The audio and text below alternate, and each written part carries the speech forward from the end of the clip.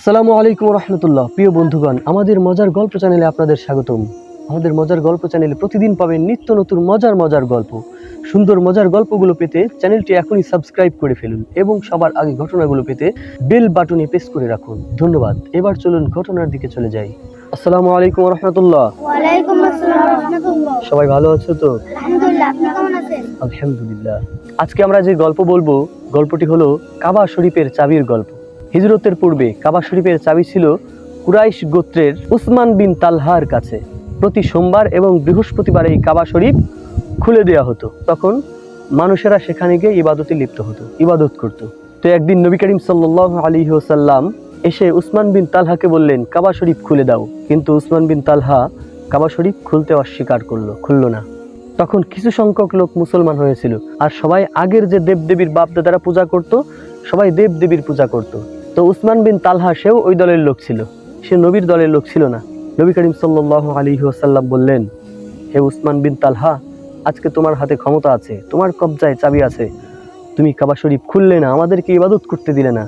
মনে রেখো, এমন একটা দিন আসবে যেদিন এই কাবা শরীফের চাবি আমার কবজায় থাকবে।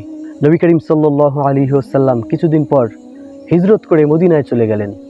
মদিনায় চলে যাওয়ার পরে সেখানে তিনি দিন প্রচার করতে লাগলেন।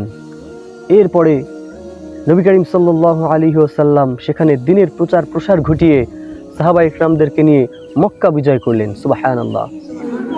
মক্কা বিজয় করে মক্কায় ফিরে আসলেন।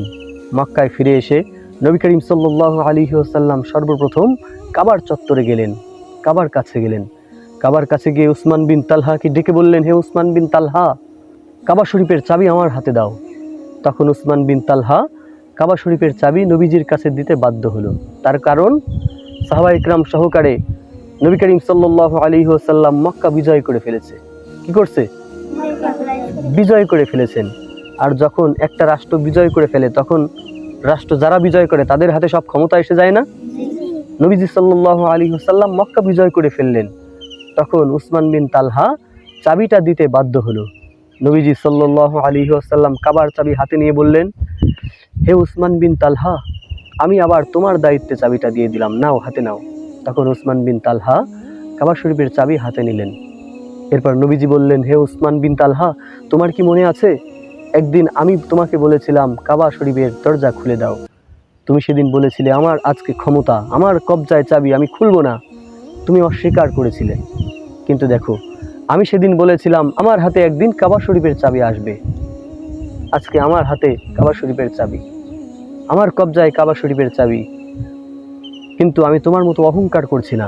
কাবা শরীফের চাবি আমি আবার তোমার হাতে দিয়ে দিলাম। সুবহানাল্লাহ। দেখো, আমাদের নবীজির কত নম্রতা, কত ভদ্রতা। আমাদের নবী করিম সাল্লাল্লাহু আলাইহি ওয়াসাল্লামের এই নম্র ব্যবহার দেখে হাজার হাজার মানুষ ইসলাম ধর্ম গ্রহণ করেছেন। সুবহানাল্লাহ। প্রিয় বন্ধুগণ, এই ছিল আজকের ঘটনা। ভালো থাকুন, সুস্থ থাকুন। আবারও কোনো না কোনো সুন্দর ঘটনা নিয়ে হাজির হব ইনশাআল্লাহ। আসসালামু আলাইকুম ওয়া রাহমাতুল্লাহ।